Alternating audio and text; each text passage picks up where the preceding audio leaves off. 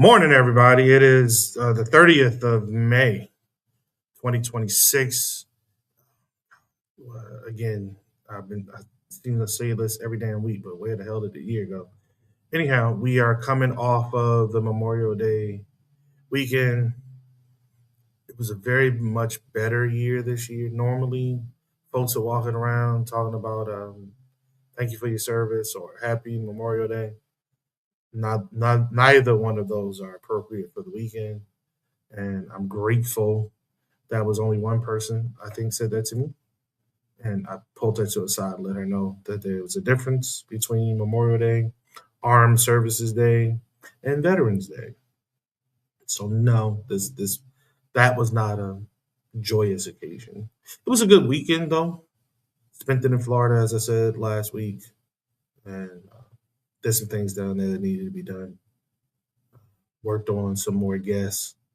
So I've been working. I've been working in the background without a doubt. I reached out to. I was watching. What is it called? Group therapy. Is it group therapy? The HBO show. Couples therapy. Couples therapy. Yeah, I was watching couples therapy, and the counselor was talking to her counselors. One of them so happened to have my last name, just at with the S at the end. So I reached out to the brother, trying to get him on the show. I've been doing some background stuff too because Black Music Month is next month. It starts officially Tuesday. No, Monday. Monday. And every year I try to do something special for that. Hopefully, this year will be really, really special. I got some stuff lined up pretty good so far. Hopefully, cats come through and it'll mo better, mo better, mo better. What's up, Thomas Barry? What's up, TB? Man, what's the word, brother? How you doing today? I'm living. I'm living. I'm living. I'm living well. I looking forward to these next couple of months. It's a fun-filled, action-packed couple of months, literally and figuratively. Yeah, Setting some stuff up for next week when I'm away. right on. So you all will be taken care of. Right, right, I know right. you can handle it without me, but still, if I can throw something in there to add something to, yeah, I let her ahead. I let her ahead. I know I didn't take mine with me, but if Yeah, I could throw some stuff in there to make it more better, I'm gonna throw some stuff in there to make it more better. So that's what's up. Um, I yeah, I got a couple cards moving around right now for next month. I think it's going to be really, really nice. I appreciate you and the encouragement that you gave me too. You were like, bro, like last 2 weeks you'd have knocked it out the park. Like, oh, what you want to do crazy. next? You know what I'm saying? And Yeah, I'm it's like, crazy, hey man. man, I'm stewing. I'm stewing. I got the Right, pot right, right, stirring, right, right, right. trying to make some things happen. I'm looking forward to going to Toronto Okay. because there's something that really special I want to do up in Toronto. The T dot. So But they got yeah, them. yeah, yeah. You Up ever in the been to T that dot. carrot What place? That carrot fest or whatever? Have you ever been up so, there? They got like the carrot fest. You been up there? oh, you talking Carabiner? Yeah. No, never did that. Never did that. Okay. Never did All right. Cool. that. After doing London, I'm like, I don't want to push my luck Yeah, because I would be disappointed if it wasn't. I'm getting to you, Rashi. There you go. I'd be disappointed if it wasn't as nice. To I be got. honest with you, I've never done Mardi Gras. I've never done I, Mardi Gras, and to be 100, I think if I do Mardi Gras, I would actually do Mobile versus going mm, to New Orleans because Mobile is the originator. Most people don't know that. So I I didn't would go to know. Mobile Mobile, and Alabama. yeah, Mobile is the home of Mardi Gras. That's the birthplace of well, I shouldn't say it's the home. It's the birthplace of Mardi Gras. Yeah, Mardi Gras is It's like a French thing, right? yeah, yep. That's the whole festival with the beads and flashing the titties. Keep your shirt on, Roger. Keep your shirt on, and all that for the beads, and that's how we do it. So yeah, but I think I would do Mobile well before I did New Orleans. I was in New Orleans. What was that? 2 weeks ago? Week Yeah. ago? I don't know. It starts to rock. It starts to roll all up and together.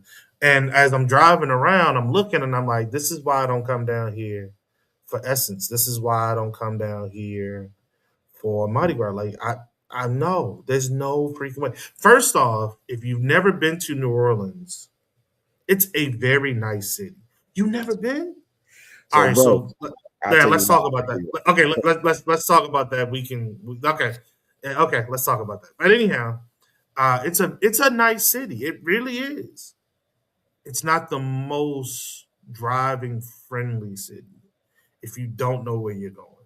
Right, The thing I love about New Orleans is the lights are very much in sync, but you don't have a gazillion of them either. You don't have a gazillion stop signs. You don't have a gazillion traffic lights. You can actually drive a couple of blocks before you're forced to stop again, and then all the traffic builds up, and then it's released. Drive a couple more blocks, release, so on and so forth. So traffic tends to flow nicely hmm if you know where the hell you're going. You know what I'm saying? And as I'm moving, I'm like, yeah, nah, I'm not feeling being down here with a gazillion people that don't know where the hell they're going in my way, causing me to have horrible service because when I go to the places that I go to, usually it's very good service. But that's because there's not a million and one tourists up in there. You know what I mean? Most of the places I go are well away from CBD, right. Central Business District. They're well away from CBD. So when I walk up in, it's like, oh, yo, what's up? It's like, hey, man, what's going on? Good to see you again. Hey, good to see you again. Boom, sit Right, down, eat, talk some shit, roll out, and continue on. I right. did a whole food tour. I'm gonna let you get in. I see you trying to get in. I'm sorry, bro.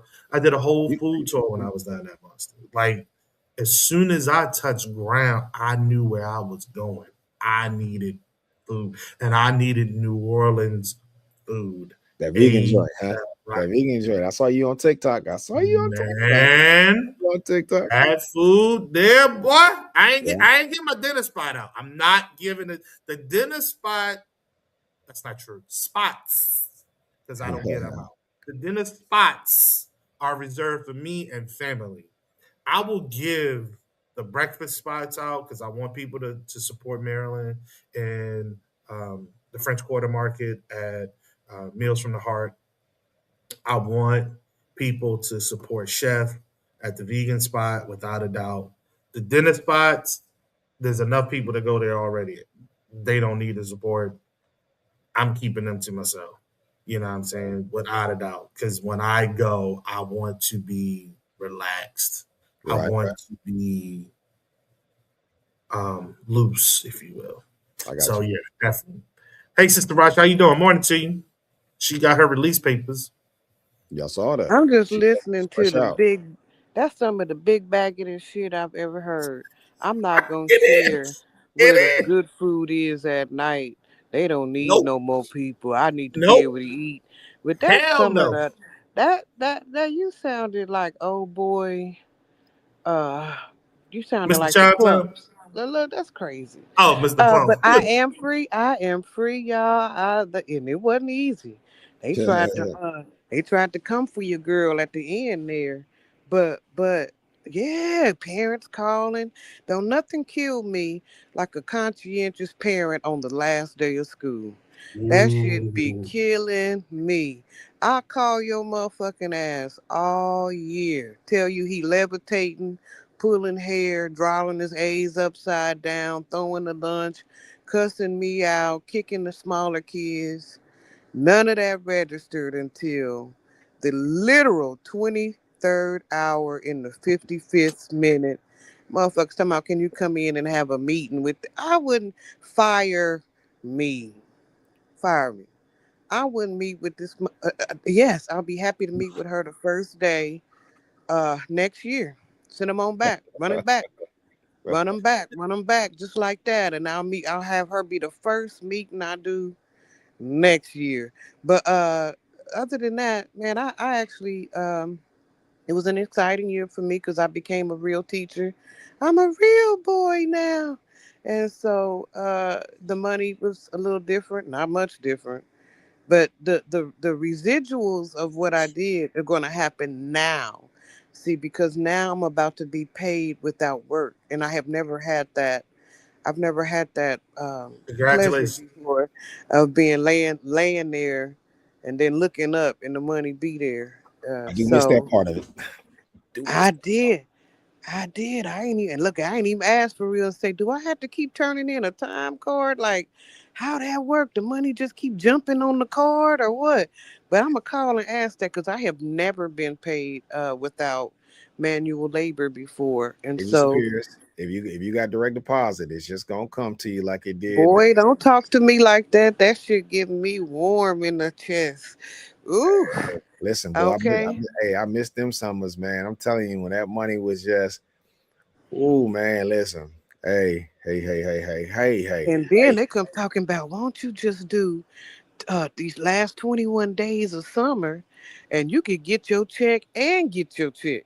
I was like, I be the accidentally burned a child with an incendiary device on accident. But so never mind. Rush. Never mind.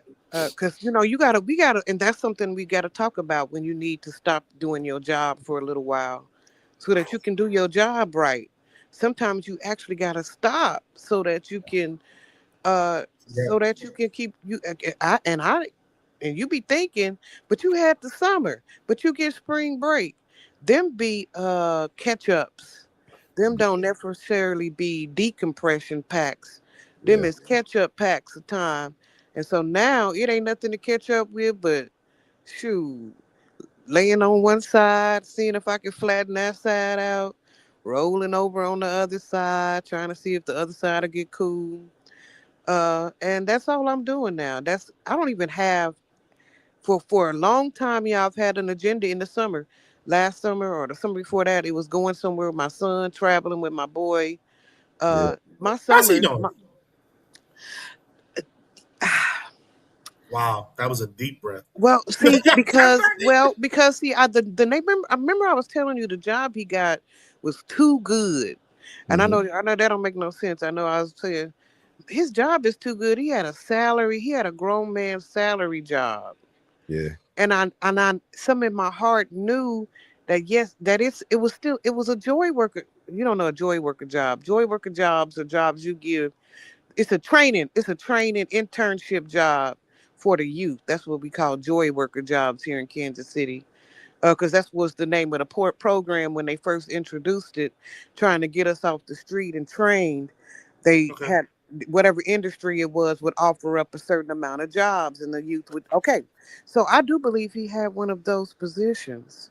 Now it's done, and I don't think he understood the nature of the job. Mm. And but school, but he's Yeah. still trying to find work, right? He's still thinking Mm, he gonna get. And I'm like, no. Now you work at school. Mm. Or now you work at night, you understand, after school. I don't know how to explain it, but now you getting a regular nigga who ain't got no education job Mm. instead of a internship to it. Like my dad works at Apple job. And so I don't he's that transition is hard for black men. You Mm. can go from no job to a job for niggas. They ain't got no education. But when you go from a salary job where you were coming in with a polo shirt and you had your own cubicle and people were giving you deadlines for work, and now you got to you supposed to shake the fry maker. It's a different it's a difference that I don't know my son is ready to go down in there too. And I told him that's cool. You don't have to be out there shaking fries. But your ass better get to shaking something on that campus or else you you finna take out a shitload of loans. And while you don't have no debt, they already sending them the Capital One cards and all that stupid shit they do. You know what they do, Lee? Yeah. You bet I tell you, as soon as I see it, I throw that shit in the trash. yep.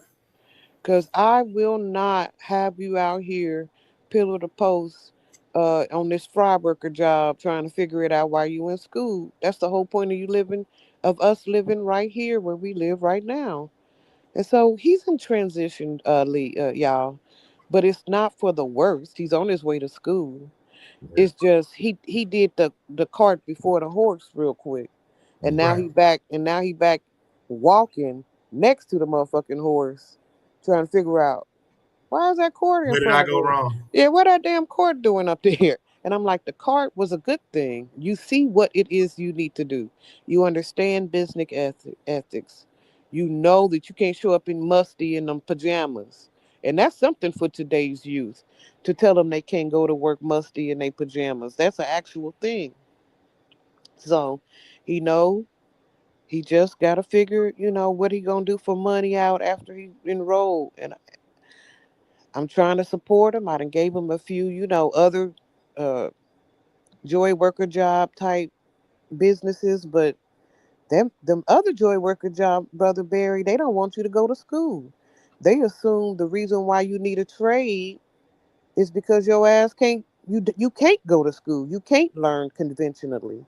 So they make them programs so that for to catch the nigga who just who flunked out of school or who just got out of jail or some other stuff like that. It's not necessarily, they assume you're going to go to traditional from high school to college, from college to some kind of trade, program while you in, and then to be hired for by while you do your internships as a college student.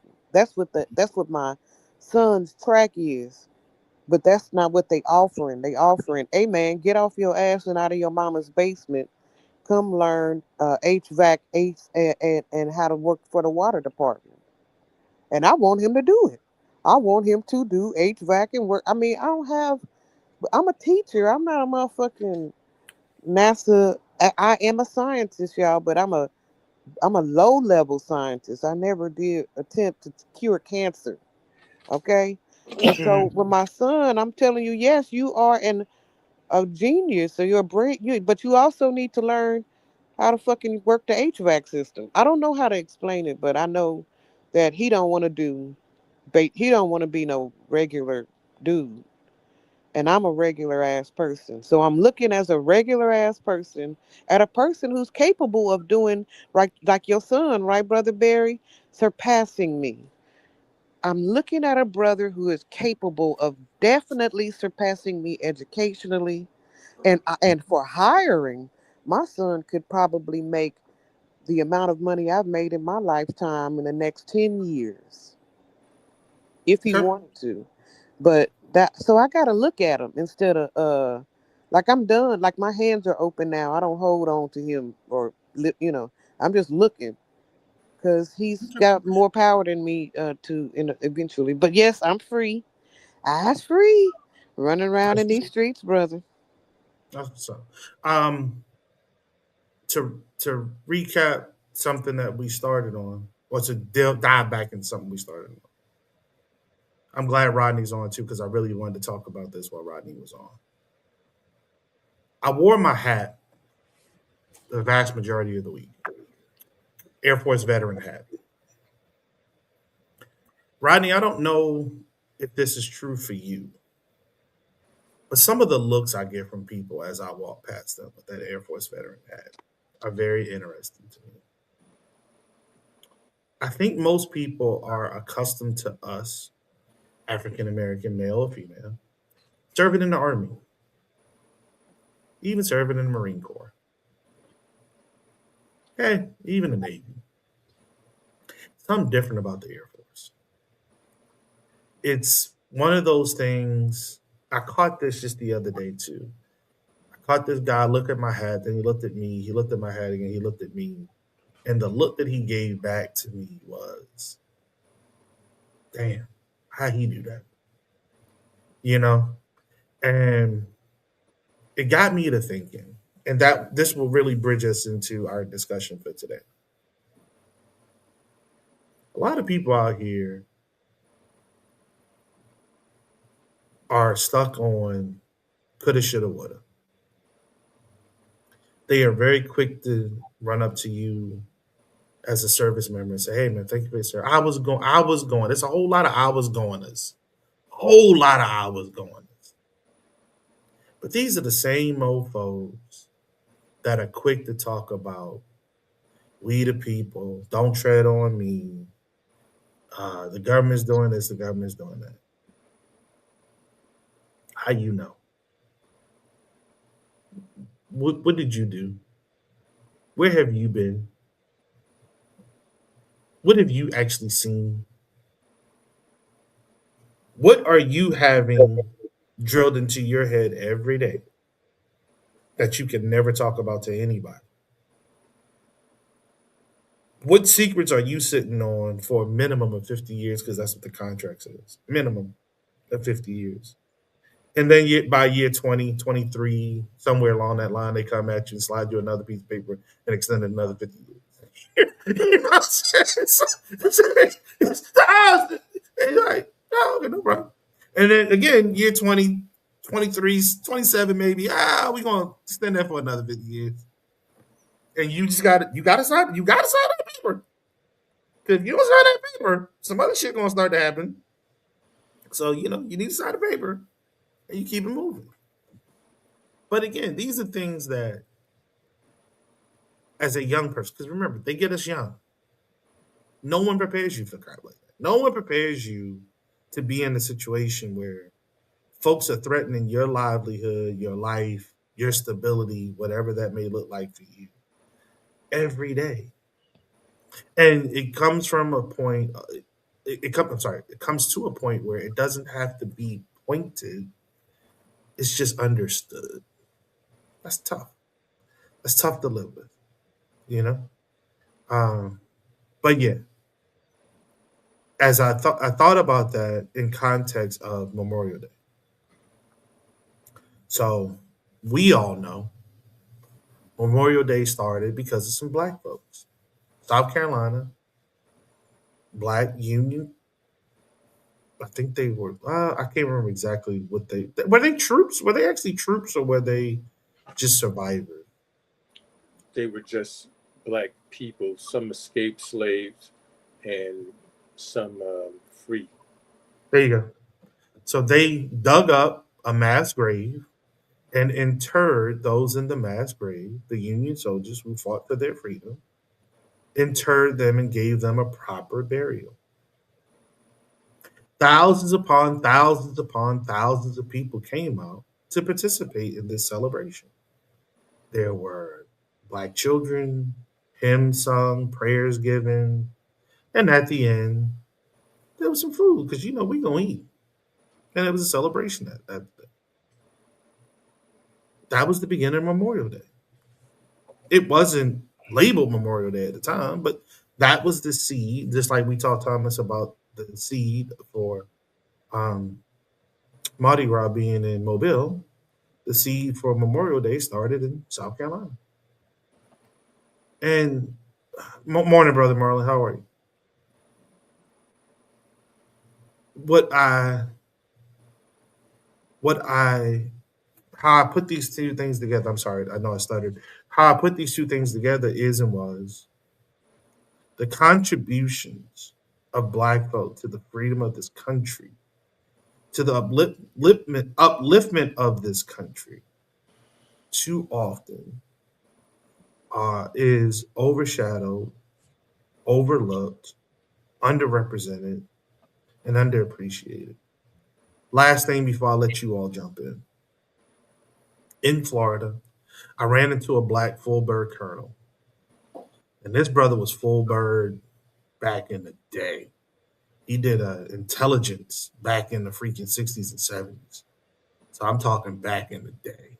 I can't imagine the crap that man went through. I cannot imagine. In the Air Force, I cannot imagine the crap that brother went through. The Air Force was lily white for a long time. There was some black folks in there, but we were whitey, whitey, whitey, white for a long time. And I just want everybody to know and understand we ain't going nowhere. We gonna show up. It surprises me, Brother Lee, that the airmen, that's the national love and pageantry of the Tuskegee Airmen, it did not actually, sustain have a sustained boosting effect for, African American men within the Air Force. I thought for sure there'd be a plethora of little black boys looking up saying that they want to be, they want to be in the sky like that, like the airmen. And I'm pretty sure there were. But those little black boys had to get past those racist white men.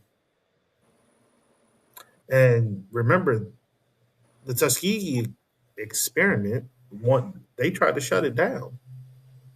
You know what I'm saying? So just think about that. Those cats were able to push through, make it through, and make it something other than what the white folks wanted it to be. And then think about how many of those racist white folk had to thank those black men for their lives. It's a lot of people on those flying fortresses. It was a lot. That was a nice sized crew. And because of the Tuskegee year, they made it back home. Because before then, they were dying in the droves. They were dying in droves. But the Tuskegee Airmen came in, saved them, gave America tactics that it could utilize with other forces in the future, executed a level of discipline that other people chose not to execute because they wanted the glory of shooting down a fighter here, a fighter there. They were chasing glory. They weren't on mission. Mission was get those heavy bombers to the target to drop bombs. That was the mission. Not going out here getting in dogfights trying to shoot down enemy aircraft. That wasn't the mission. Those black airmen understood the mission, and they were more than willing to sacrifice themselves so that the mission could be completed. But that tends to be our role here in America. So, do you We think we're still holding fast? Now, I'd like to bring that to our current active war, the one that we're talking about, not the two secret ones. The current active war in Iran. Do you feel like we have that same, as far as black people in the forces now? Do you think black people in the forces still feel like they are fighting for their, like the airmen did of the back in the day did? Do you feel like there's any "this is my country, I will defend it," you know, type gusto in the active men now? yes, I think that's inherent in many of us. I would say the majority of us. That's inherent because we. I think Rodney has said this in the past, and I've heard others say the same. We are as American as it comes. We are the folks whom are always at America to be what it says it's going to be it in the courts, be it in the state legislature, be it in the the pursuit of happiness, the pursuit of freedom, locally, statewide, federally. That's what we do. That's who we are. More often than not, those places, those levers are the only avenues that we have to really be represented or to be protected. Because the nation's constitution was not written with us in mind as being actual citizens. So we have to look toward state, local, federal government for protection or to provide us with duly earned reparations or whatever the hell you want to call it when we are done wrong. So we are the most American of any damn body, to be real, because we are the ones whom are always playing by the rules of America. That's all we got to go by. Right? Then, let's be clear, let's be real. We built this country. We literally built this country. Our labor, free or not, is the foundation for America. Our labor, free or not, is the foundation for America. Free or not, we built the railroad system. Free or not, We cleared acres upon acres of forest to make it livable and habitable. Free or not, we built dams. Free or not, we made rivers flow where rivers were never flowing before, so on and so forth. Free or not, we provided the not the capital, because we did do the capital, but another way, the guarantee for the capital. That's a better. I'll say that the guarantee for the capital to get America money to do its bidding, be it fighting its wars or expansion. We were the cotton king of the world. Right. I think I remember seeing. Is it true that that America has had no war that Black people have not fought in since its inception, since its pre-inception, that there has been no war or battle on this land since it was occupied by non-Native Americans. Since non-Native Americans, how did it go? Since I non-Native can Americans we have been able to fight. Let me sit on the sentence, but it has something to do with how long we have been here, and that every skirmish, every battle, every conflict, there has been at least a fifth handful of Black people that have, been on one side or the other of battle in this country since its pre-inception. I can see that.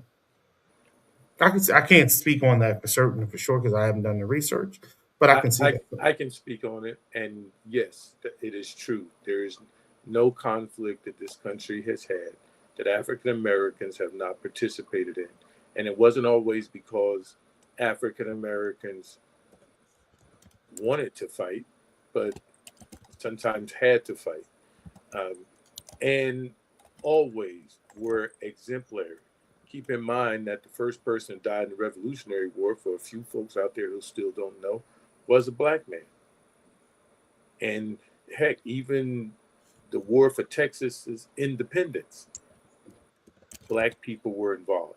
So there's no conflict that this country has had, unfortunately, that we have not been in, or it's not been about us. Right.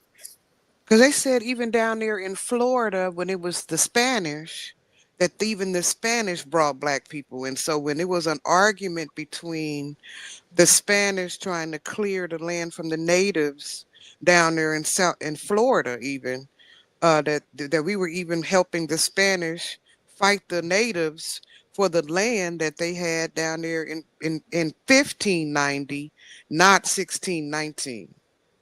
Well, let's keep in mind that the Spanish enslaved Black people in this country before. We often use 1619 as our beginning in this country, but it was long before 1619. 1619 just happened to be the English or the British. But yes, before that, there was the Spanish, and let's not forget the French too, the Portuguese. They all enslaved us uh, someplace in the world, and definitely here in this country. As a matter of fact, think about the maroon colonies that were in Florida, some of them as big as cities.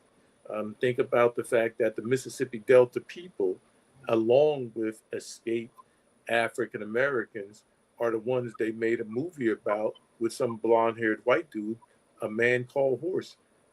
That was Seminoles, the leader of the Seminoles. Well, all of us now know that Seminoles were a combination of Mississippi Delta people and African people, escaped slaves. Heck, Florida came into the Union because of us. So the expansion of this country that brought in Florida, one of our largest states, is because of Black people. We shaped this country. We built this country from nothing into something. And in most of the early wars, this the Blancos were losing, and it was the Black people who eventually were allowed to fight that saved them.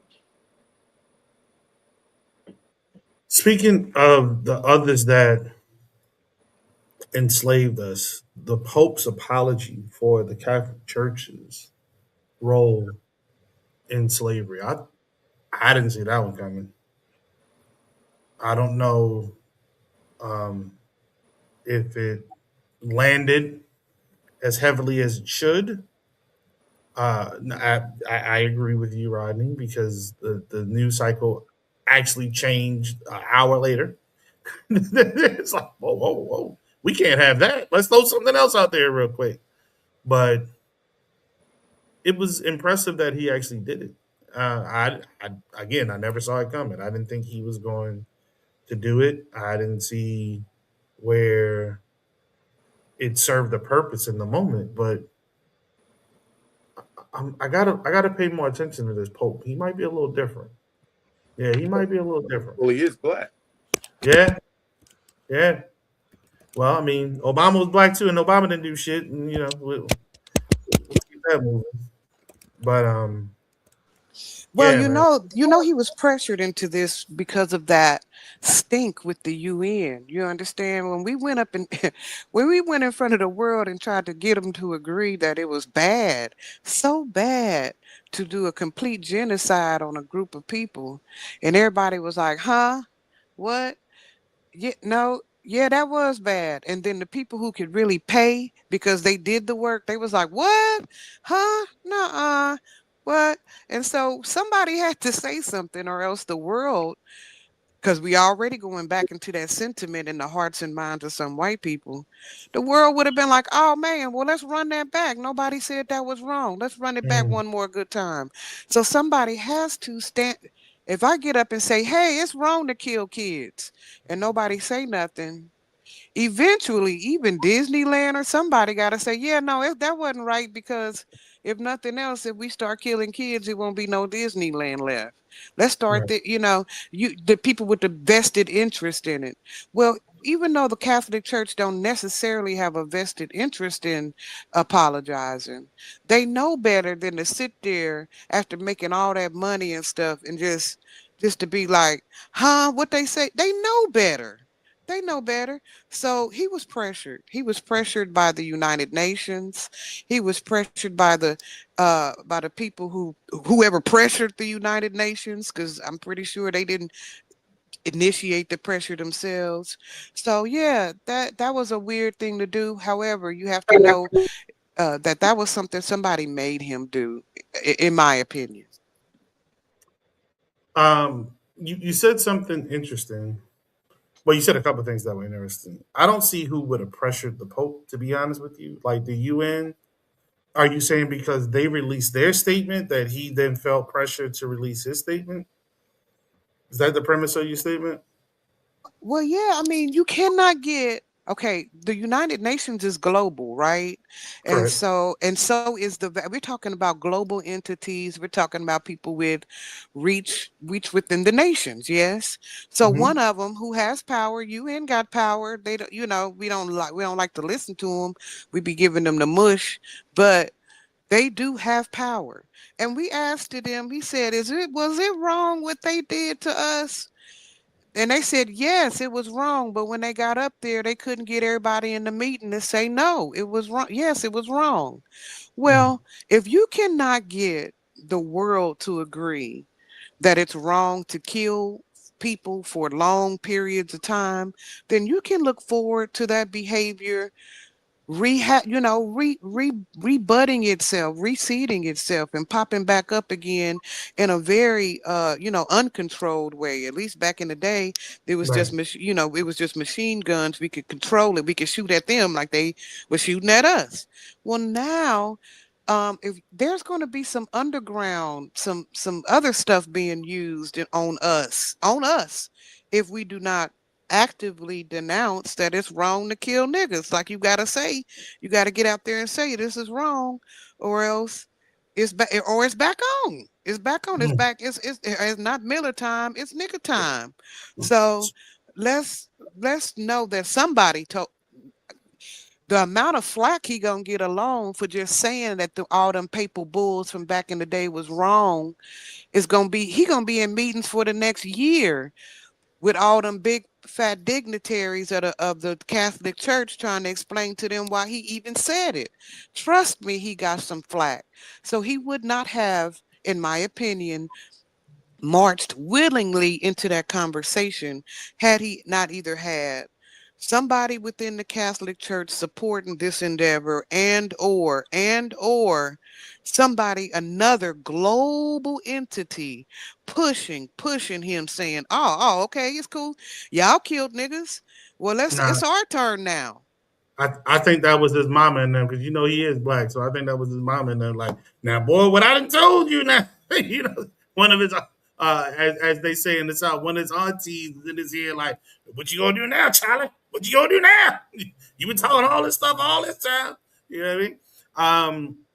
I want to read this before I get into get Thomas up. So Jamar says, Sister Rashi, what do you look like? This puts me in the mind of hearing Charlie tell his angels where to go put in work. You crazy, dog. Yeah. I don't look nothing like I did 30 years ago, brother. 30 years ago, I could have had every man on this panel, Mr. Rodney, and you too, probably back in the day. I had I had that donkey butt, and I was a brilliant young lady. But now I'm an old hag, bro. You don't want that camera on. Just look at the picture. Look at the picture and be happy, my guy. So Thomas, Rashi also said something about money making, and this brings me to one of the points that we wanted to talk about Wait, hold today. on. No. Yes. You're skipping because Marconi, the president of France, said yesterday that reparations are needed. So keep that in mind.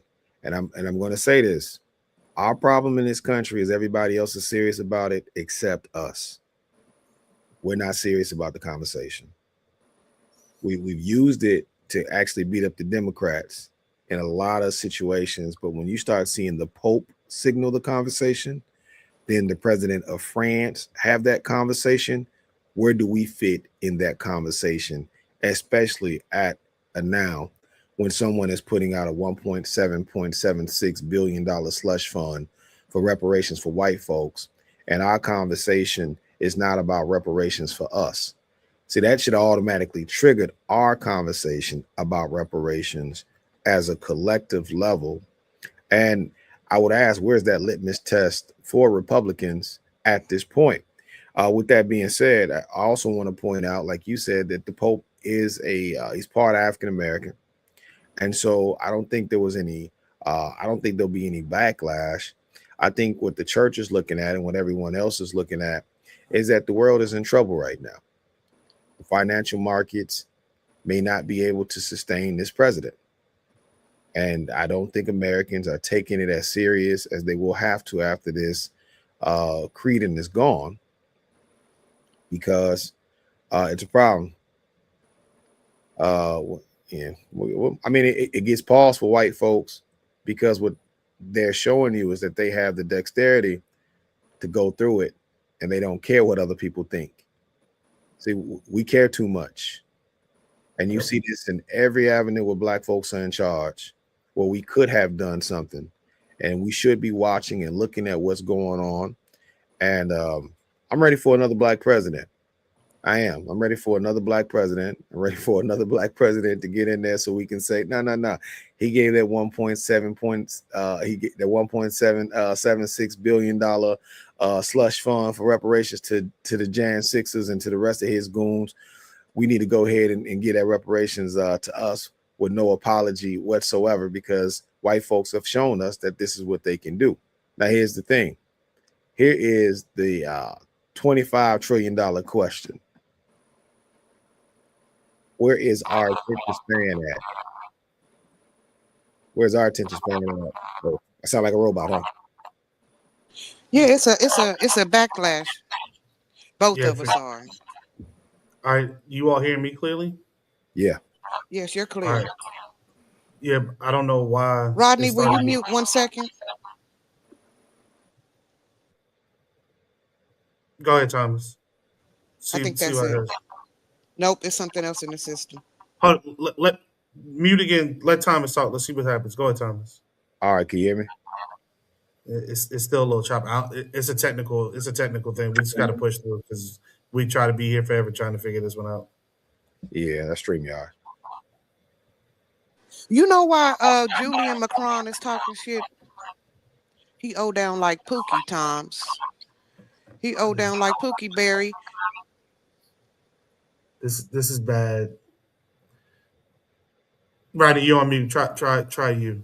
Go ahead. All right, how am I coming across? No, Yeah, does nah. somebody else have two devices on at the same time? Mm. Because I'm seeing two of. I'm gonna mute myself and then you try. Okay, so I cannot hear the echo anymore. Can you guys still hear it? Okay, now I don't hear nothing. Thomas, you're on mute. You. All right, and you sound a lot better when Lee went on mute. Okay, Thomas, you sound better now. It's Levon. There we go. Cyrus the virus. Where's Sister Rashi? Oh, she dropped off because she was probably trying to figure it out if it was her. Yeah, it's still bad though. I'm getting a lot of feedback. All right, I don't want to end the feedback. I'm getting that scratchiness. You all still hearing it? Okay, then let's go. All right, so go ahead, Thomas. You were saying what? I was just saying, I think we're talking about the Pope, but she was bringing up Marconi, and what I'm saying is people are looking at what Marconi said as a French president. Macron. What Macron said as a French president, I think that's very important to certain countries inside of Africa where the French is just draining them and have been draining them for a long period of time. But I also say this shows that the UN has had some effectiveness in the conversation because their declaration of saying that reparations is needed, and that happened this year. So I think the world is shifting. As soon as Lee came back on, the sound came back. So it's me. As soon as you came back on, it came. But keep talking. Let's see if it still stays. This is gonna be ill. All right. I don't want to do this if it's going to sound horrible throughout the show. I think that's a bad. Huh? So you can hear me clearly. Okay, but when you all talk, you're saying scratchy on my end. Yeah. So what we might have to do is when we talk, you mute, and when you talk, we mute. So how about that? That's fine. All right, so I'm going on mute, and you can continue to talk, Thomas. So what I was saying was that it's probably a good thing that the UN had made that declaration, and I think that that's very important. But it is something that we should be going into the season of Juneteenth. This should be a conversation in Juneteenth about reparations, and we should be tying this to politics, this upcoming midterm election and on into the presidential election. And we should say, no, the Trump administration set the tone. He set the tone by illegally trying to give reparations to white folks, i.e., which I've not heard anybody bring up, Andrew Johnson, i.e., I believe one of the treaties that was broken with the people was us when we negotiated for reparations and they took reparations back from us when Andrew Johnson became president. And I would say Donald Trump has done the exact same thing to the American people as becoming president. He's reversed all of the gains. I'll say this real quick and I'll let Rodney hop in and Rashi too as I go on mute. I saw something with the white dude, Nick Fuentes, and he was bitching and complaining about everything else, but he pointed out something that I never thought I would hear him say. And I almost posted it, but I don't want to advertise that asshole. He said that when the Democrats get in, you're going to get something.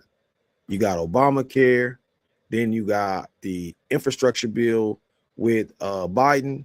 He said, but when Trump got in, what did the people get?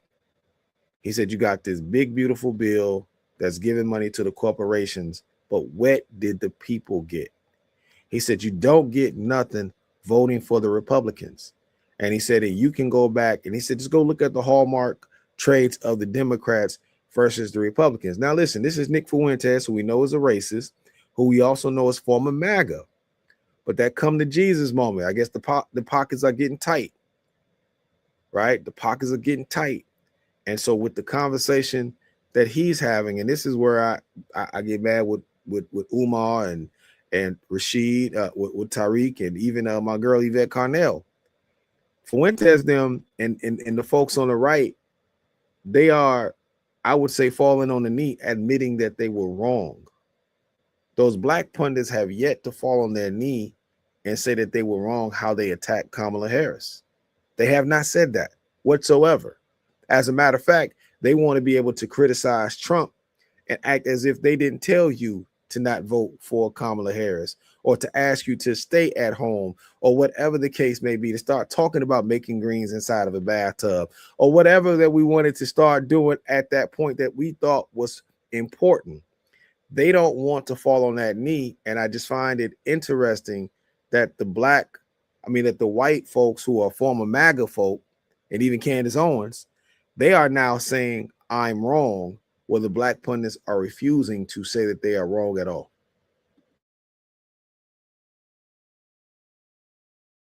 All right. So if you all hear me okay? All right, bet. Yeah. So what we I think the challenge there is still the fact that not only is she a woman, but she's a black woman. Not only um, did she present herself as someone that could potentially lead, but she had the additional baggage. And I've said this before: black woman, white husband, no children of her own. That's a very difficult sell to make. That does not excuse them from not supporting her. That does not excuse them from talking bad about her or talking about her in a manner in which was not supportive, not choosing to vote. We had way too many people choose not to vote.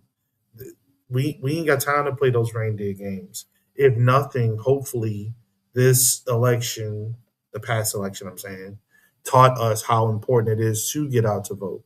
Rodney and I have talked about this on the side. You know, the most important thing about this election right now really is going to be voter turnout. We got to get folks outside, energized, ready to go to the polls and do their civic duty.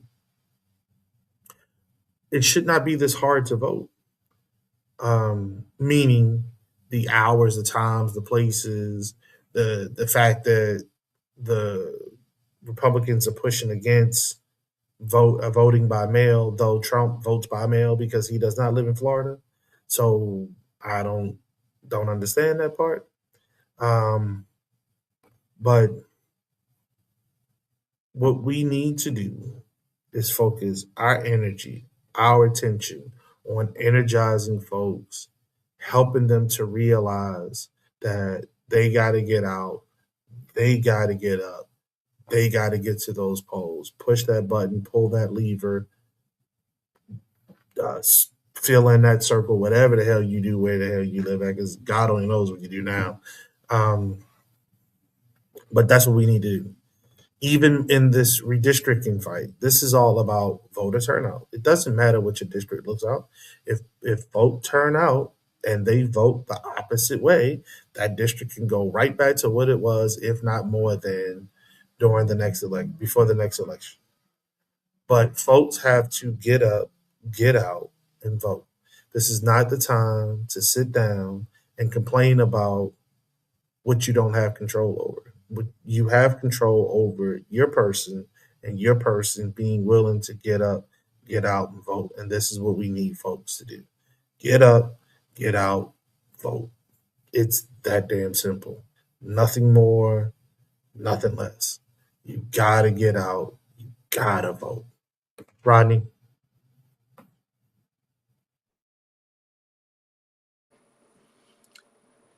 So yes, I think there was tens of millions of people who didn't vote. But there's two things to consider. One is, will it make a difference how many people vote? If we believe that the last election was rigged, why wouldn't they rig this one? Right? And let's say that the election wasn't rigged and just more MAGA S people went out to vote.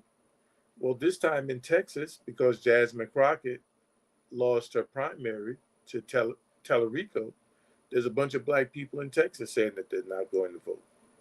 There's black people. There's organizations of black people, Black Panthers being one locally, where they say they're not going to vote. The vote doesn't matter.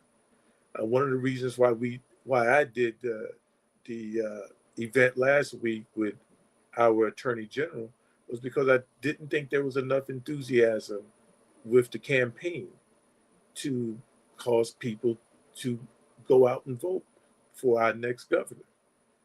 And I'm still seeing that there doesn't seem to be a lot of excitement. And if we don't generate excitement, if we don't generate that excitement, it's almost as if the Democrats think that things are so bad that everybody's going to automatically come to them because Republicans are horrible. Well, that may not be the case. People may just stay home.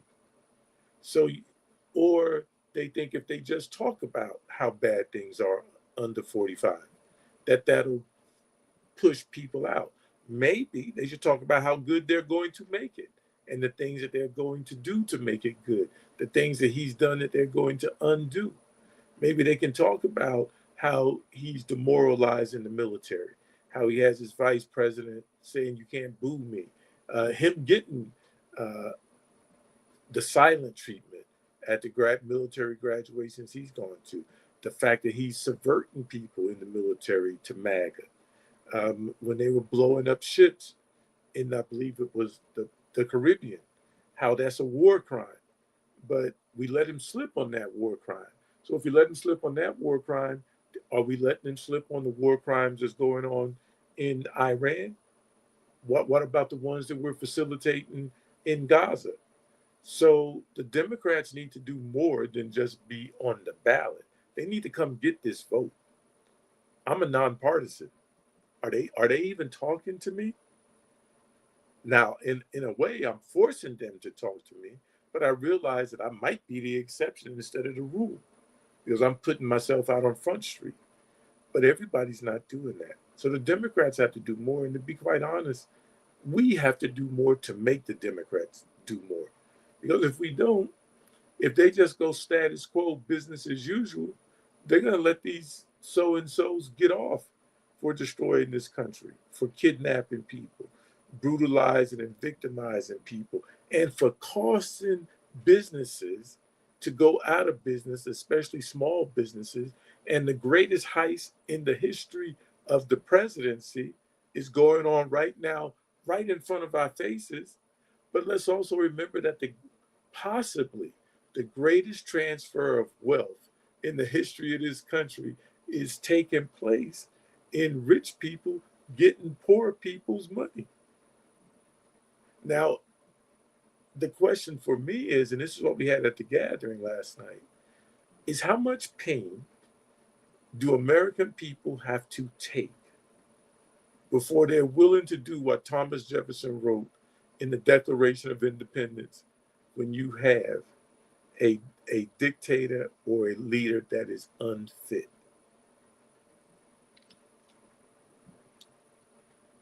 I think that's a good question, Brother Rodney. I would just say about, and I told you this last night, I ain't liking what I'm seeing here in Minnesota. It looks like some coleslaw with some raisins in it. I don't want to eat that. The candidates are too white and too old, like coleslaw. Too old like coleslaw. That coleslaw looks shivered up. So I'm just saying, the Democrats can't just run off the fact that Trump is bad. First thing. The second thing is we have to get activated as a people and be motivated to get people to the poll. MAGA did a pretty good job of that. And what I would say is, in the next 2 to 4 election cycles, the Democrats need to get darker and younger. Just want to say that. Darker and younger. It's important. And the ideas have to be beyond what the Republicans have had us arguing about the last 50 years.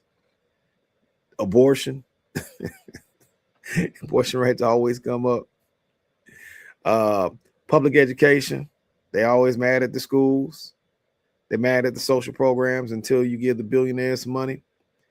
And the interesting conversation this week for me, because Rodney kind of talked about it when he talked about the rigging of the elections, was Elon Musk's girlfriend and what she was saying. And her saying about the 50 lasers, which is the 50 satellites. Now, I don't know if you guys know, we want to transition about a little bit about Minnesota, but there was a district here in Minnesota that asked for something specific this week. For their ballots, they requested for it to become paper ballots. Why paper? Well, if I got a paper ballot, guess what you can't do? You can't use your satellite to rig it because we can count it.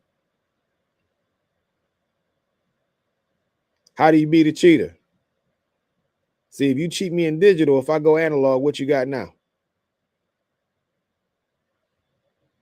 So I just say that to say, listening to what she was talking about and saying he has these 50 lasers and how he knew a couple of hours before the polls closed that he won. People have to wake up. And that's the part for me. I'm like, I just don't see us, but I just don't see the general public angry about this. And part of it is the roots, y'all. The roots is we have to tell the rest of the world that we got fair elections, that we got the best democracy because we got fair elections. And that allows us to help confide the lie that they rigged the election, because that's a part of us saying that we're the best in the world. The reality of it is how the democracy would work best is if we told the truth and say that capitalism has infected our democracy. And what we have to do is make sure that if Elon Musk gets caught manipulating the elections, and here's the interesting piece, there's always a counter company to your company. So every business has another person that wants to be that person. There's people that can prove whether or not he hacked that election. And I think the Democrats have to signal, if they do get back in power, or even before they get back in power, that they're going to hold private hearings to allow those people to be able to tell whether or not Elon cheated with the election. We got plenty of those people. No, Rashi, go keep going. I was about to ask Because you I was your just thinking about this company called Cambridge Analytics. Have you heard of Cambridge Analytics before? Because it's an academic program for the most part, but it's exactly that. It is a permutation combinatoric statistical. I'm having a senior moment here. Statistical analysis. You feed it formulas and numbers, and it can kick back for you instances of reality based on its understanding of the numbers that you fed into it. So yes, there are several companies like Palantir and stuff like that that could have gone in and said, yeah, this is where it's impossible. If it's only 5,000 people in this town, it's impossible to cast 5,000 votes because no town has ever casted every vote. So if you have every vote cast from a town this size, it's got to be fake, like stuff like that. So there are analytical programs that can get at this, but the problem is, okay, so they cheated. Okay, okay, so they cheated, and what you gonna do? You gonna stop buying what? Stop buying what? Because they own. Because you think I'm mad at Peter Thiel. I'm not gonna buy his shit. Well, turn turn your TV off, and don't go no. When you realize how interrelated and interdependent these businesses are on one cheater, one big old cheater, you end up they'll render us back to Amish days, Mr. Barry, for Well, us trying to avoid. America's seen this before with robber barons in the past. Democrat. What happened was, and this is the thing about conservatives and in Congress. The lesson of America in the 1920s and 30s was you don't let Republicans control the purse at all. That whole conservative, neo-national conversation, they can't be in control of the money. That's on the people because you forgot that. Second thing we forgot, robber barons. And what did they do? They took over every industry and they owned everything. And what we saw was Americans starving in the streets. I think we forget about that great, how many people were dying based off of starvation during the Great Depression. In the Great Depression, yeah. No one talks about that, right? Like there is no old school videos. They talk about World War I and II, but they won't talk about the Great Depression. But when they do it, Tom, they put the dust in there, like the dust made them hungry like that. Yeah, but and that's because they don't never want you to look at the rich in that way. But I will say this: what should happen if you want to get people to the polls is that if they start saying once we get in power, we are going to hold Elon Musk accountable for Doge, and if he tampered with our elections, we're taking every company that he has. Every company that he has, his mama has, his daddy has, and any of his bastard children, we're taking that money too. And anybody associated with him. Peter Thiel, we're taking that too. If you are Jeff Bezos and you're in on it, we're taking that shit too. And we're going to redistribute that to the American people. Will nationalize those companies until we feel so. And if a country harbors you, we're going to treat their ass like Trump treated Venezuela. We're going to bomb their ass back into the Stone Age, and we're going to take their shit. That's the conversation. If that's not how the Democrats are talking, then it's just a waste of time. You can't get in and say we're going to let bygones be bygones, because that's the truth. Yeah, and that's it. They're trying to fast track his companies like NASDAQ. But remember why, though, Lee? That's why he wants to have this. He wants to be worth these trillions of dollars himself, because he knows the only way that he can be, he has to become he has to become this uber wealthy. Because if he does not become this uber wealthy, he is going to find his ass in jail. And he needs to have that money so he can land somewhere, maybe Russia, maybe back in Argentina or South Africa. Keep in mind, this is a child of apartheid. See, black folks done made Elon cool subconsciously, like we made Donald Trump cool. Elon got all these baby mamas. I think we need to listen to that young lady and what she said about the 40 million with the text. We talk about the Epstein files. Why isn't she being sequestered to DC so that she can testify? She said a lot, and she got the text. People are reading the text on the podcast while she's on there. She's not dead. She's alive. When do you wait to have that conversation with her? When does the Dems wait to have her come in and have that dialogue? This young lady is telling you how MAGA works behind the scene. She's rolling it out. She's letting you know that most of those men are queer. She's letting you know. Like, that's what type of time it should be. But why aren't you hearing this? Well, you're not hearing this because, as Rodney said, the Dems are just like, yo, Trump is just bad. And because y'all know Trump is bad, y'all gonna vote for us. So we really ain't got to tell y'all we got a 2029 plan. We ain't gonna tell y'all how we gonna really make life better for you. We ain't got to do that. We just gonna keep on rolling out these retreaded candidates that ain't talking about nothing. We just gonna keep this on going, and we're gonna cry. They think they're gonna cry their way into the midterms. And I'm telling y'all, if they do that, they're going to lose the election, because they're not dotting their I's, not crossing their T's. And this is what it's going to take, because if people find out that Elon is rich because he's been fucking with these elections, if they find that out, trust me, you're going to have so many Americans going to the polls, especially if the Dems are talking about taking his businesses and putting it back into the people's hands. Trust me, people will come out just for that alone. He ain't going back to South Africa, Brother Barry. They down there shooting and killing everything that ain't black African.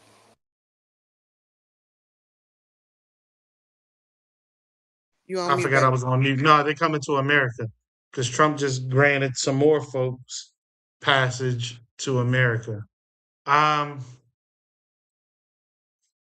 Bondi went before Congress this week to talk about the Epstein file. She didn't say shit.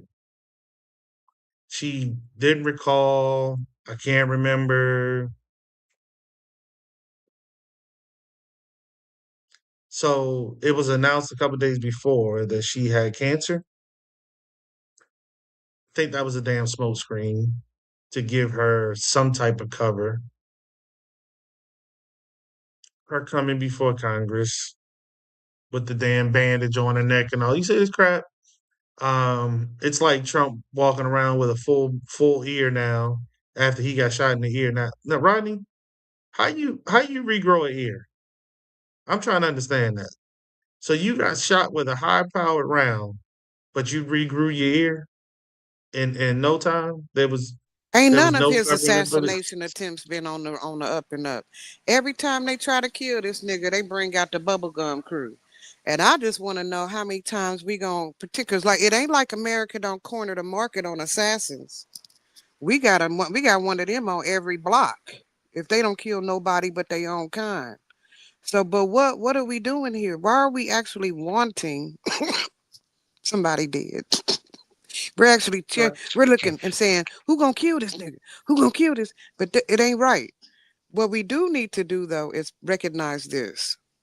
There is movement, but we don't pay attention to small court movement. We only pay attention to national, who's the over this program and the minister of this and that.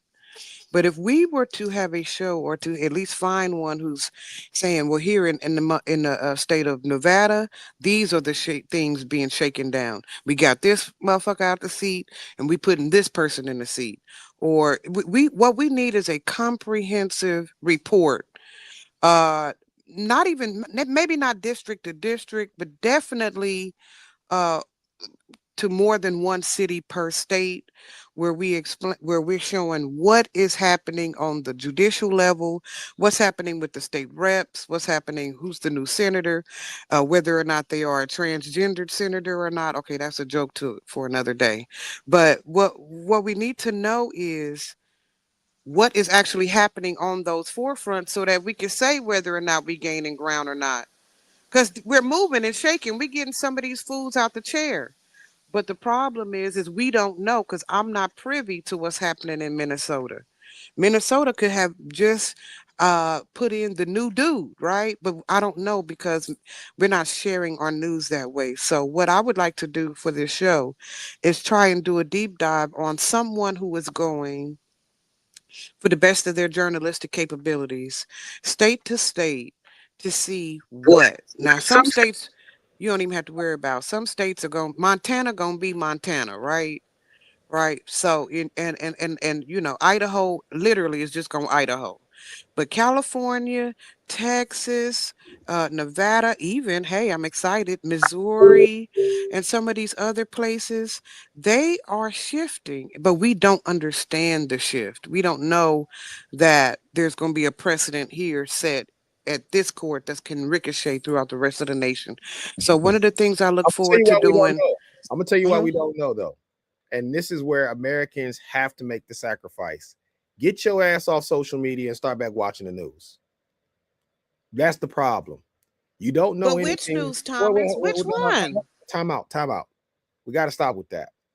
Because when we had ABC, NBC, CBS, and CNN, you didn't have that problem. The problem is that we don't have to worry about the bones in the fish no more. So we just scoff down what we want. And what I'm saying is there's a lot of news, not just inside of watching news, but also in the newspapers that connect us to a lot of things that are still in print, that are still happening. We are just customizing what it is that we are watching so we can be in our bubble. And the social media platforms have allowed us to get comfortable in bubbles. And so we're not, when Lee hit me up the other day and he was like, stating some things, and I'm like, yo, he's tapped in. You got to get tapped in, because if we're not reading different pieces if we're not reading USA Today, if we're not reading New York Times or the Wall Street Journal and those types of things. I mean, we go in a doctor's office still. We should be picking those things up and making sure. And don't get me wrong, you can watch things on, like Rodney's talking about, with Don Lemon or Roland Martin, and you can pick those things up too, because I watch those joints as well. But I will tell you, I am still getting most of my information from circular news. That's what, that's where I'm getting my information from. And I will tell you, most of our people are not watching circular news. What they are doing is they're waiting for an article to show up on Facebook. They're waiting for a thread on Instagram, something on X.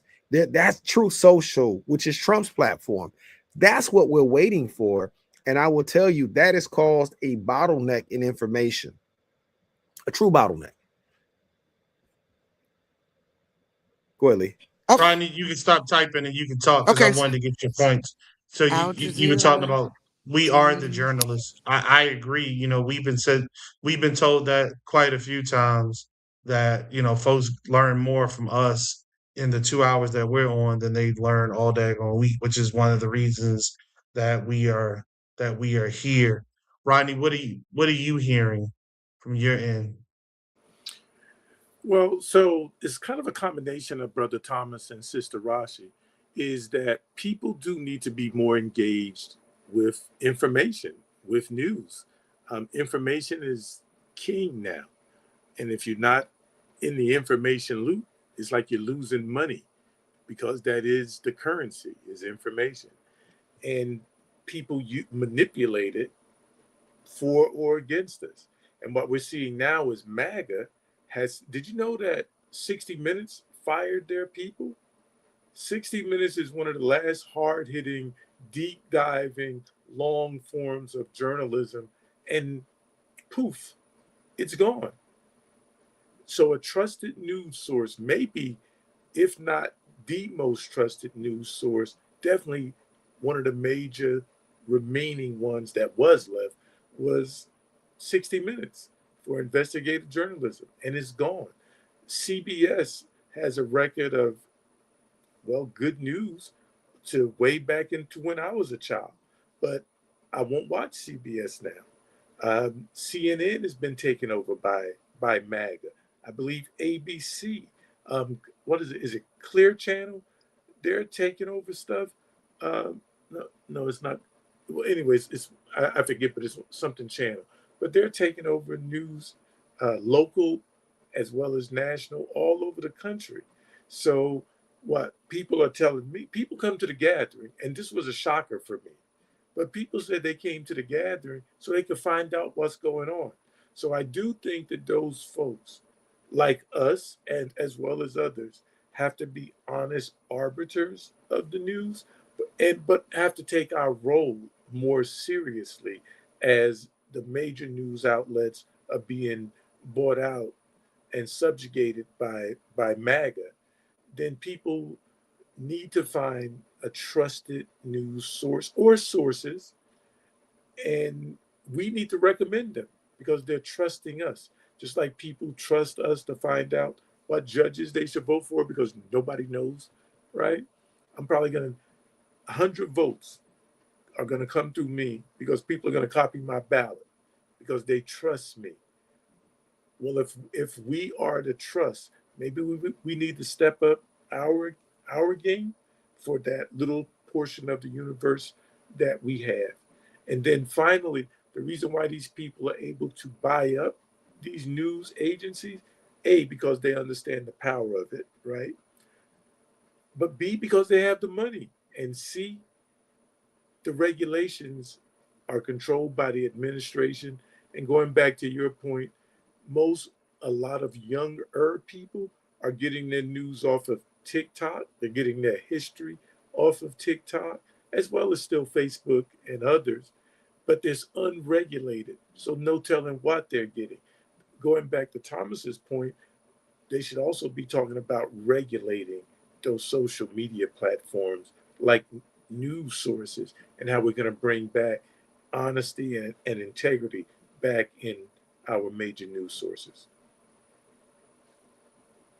so maybe that's it. That's the problem. Stop the major news source. Go to minor.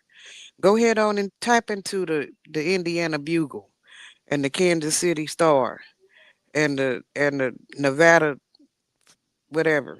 You have to go little, because that's where we're gonna find out the information. They're not gonna tell you about missing children. If you want to say you wanted to do a missing children understanding nationally of our missing children, well, we got like 2 or 3 places you could go, but the actual missing children epidemic is bigger than what the national registry is able to understand.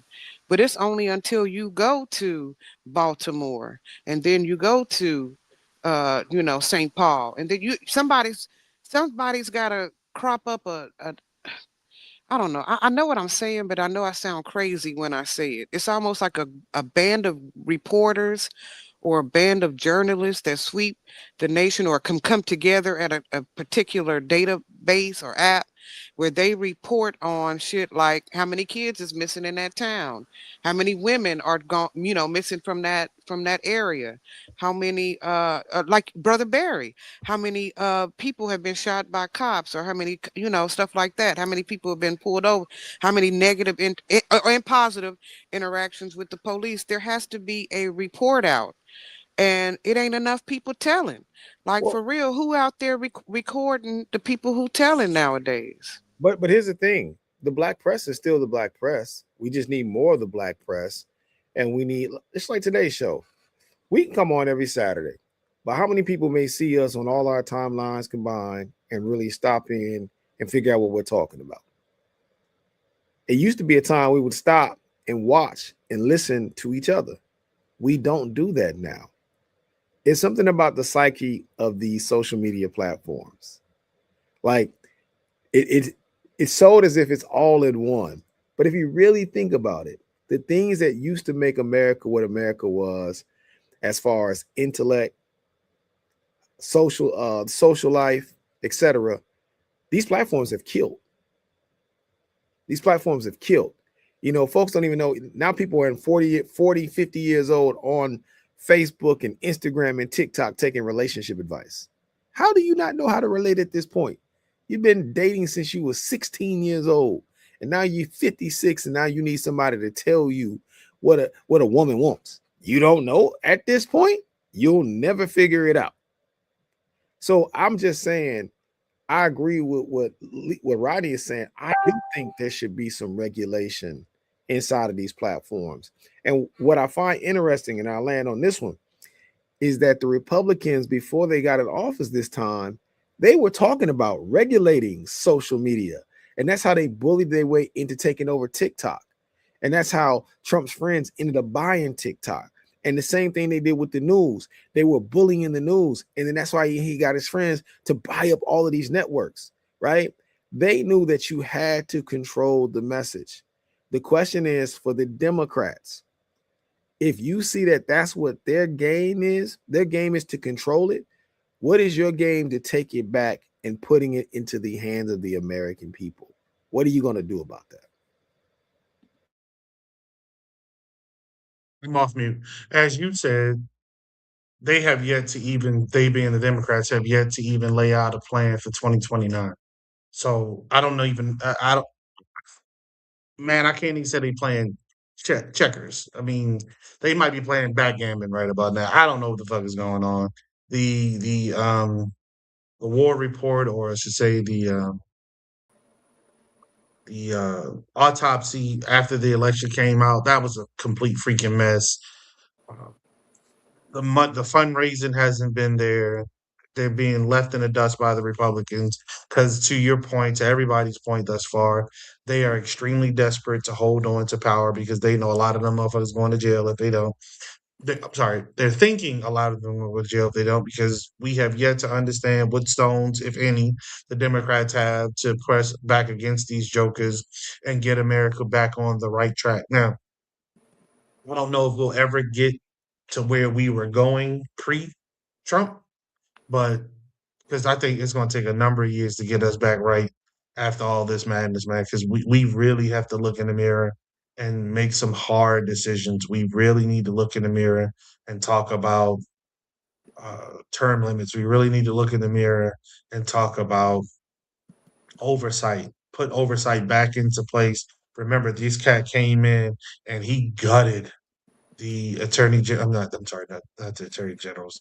The IGs, inspector generals. Thank you, inspector generals of a lot of organizations to get them out because we knew we knew it was going to happen. I don't think other people knew it was going to happen, and this thievery of American taxpayer dollars, this thievery of Americans' trust in the system, it has eroded big time in a very short amount of time, and I don't think it's going to get any better anytime soon, unless there is a huge turn come this election, this midterm election, and that the fire is really turned on high, extra high, for the folks remaining who may have been complacent in what's going on right now because they got to go.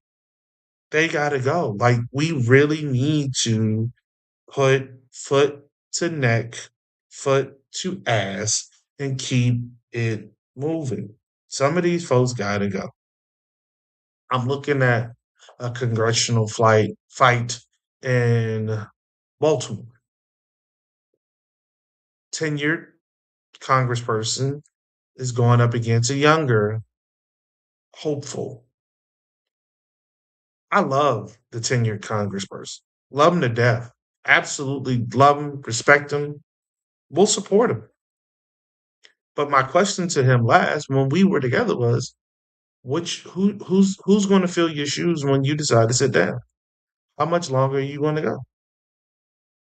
Well, we need a succession plan. And unfortunately, I'm not seeing that play out. Hey Lee, I think I figured out what the problem was. Huh? It was me. I was the problem. How so? Because I had my Facebook up on the other page. And so it was I think it was reverbing from there. And once I stopped that, everything started to work. See, Lee, when I be saying that, everybody get mad. I told you he was the problem. No, here's the issue. I'm still hearing it on my end though. See. I don't know. That's because you kind of the problem too, bro. Okay, Rashi. You better give Okay, me I'm just joking. I'm just joking. All right. On my end. Actually, on my end, everybody is good. All right. I want to know. We got 30 minutes left. Let's talk about Iran. So on Thursday, there was an announced extension of the ceasefire agreement between Iran and the United States of America. This is where the shit just goes off the cliff. Mm-hmm. So the agreement was for the easing of tensions, so there's a free flow of goods through the Strait of Hormuz. It was, again, 60 days so that folks could work out other issues, including Iran's nuclear program. Here's the interesting part. Trump has yet to agree to it. And the Iranian national media says the deal hasn't been finalized. So what the hell are we talking about? I'm trying to understand. How do we have a deal that one party says isn't happening, the other party says they ain't agreed to? Is that a deal or is that a suggestion? I'm trying to understand. Now, I did see gas prices go down from over the weekend, but that's normal, right? It's a holiday weekend. People are going to travel. You're going to get stuck. That's what it is, supply and demand.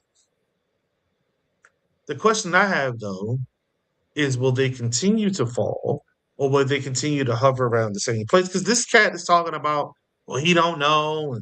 And so if there is anything right in front of us right now, again, he's talking about he don't know. He's humming and hawing and wooing. How the hell that makes sense? How much longer are we supposed to put up with this pain for some shit that you decided you wanted to do? Well, you got to remember, brother, we had no problems with Iran. That the gas can change because they can release national reserves. Yeah. So that's what they did over the holiday. And every president does it over the holidays for the price to dip, and then it'll go back up. Right? So it'll shoot back up afterwards. Uh-oh, I'm starting to get that sound again. It ain't me this time. Hold on. I'll put myself on mute again. Hopefully that'll work. It might be me, yo. I don't know why, but it might be me. StreamYard, it could just be, let's just blame StreamYard, man, because it could be StreamYard. But I do want to say this. I feel like, and Rodney asked it in the chat, and I think it's real. Like, did Iran say that this was their agreement? Because I feel like a lot of what we're hearing is propaganda from the Trump administration. And I think that that's something else that's going to be something tough for the American people, is because they won't trust the government too much afterwards if there's not a full divorce from what's happening under this particular regime. Because I heard that he had an agreement, but then I also heard that the Israelis were tanking the agreement behind the scenes, even though Trump said Yahoo would do whatever, or Netanyahu, let me say the whole thing so nobody thinks it's Yahoo, the platform. Netanyahu would do what he want him to do. And I think his boss probably called him back in and said, don't make us drop that sex tape, did he?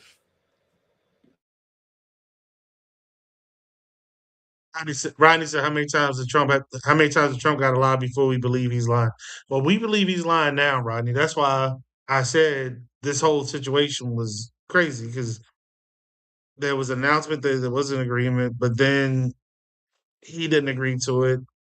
The Iranians are saying it's not even finalized. But he called an emergency meeting in the situation room to discuss it. What are you discussing? If they're saying there's nothing there, you're saying you're not agreeing to it. What the hell? What are you Hey, discussing? hey, I'm sorry. I Do just me a don't get. favor. Hey, Brother Rodney, can you do a simple soul a favor?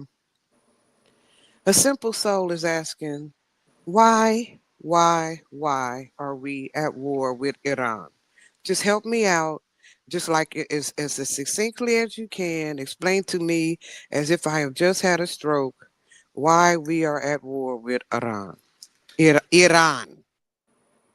It's a tail to wag scenario because things were getting hot with the Epstein uh, releases, and he needed a distraction.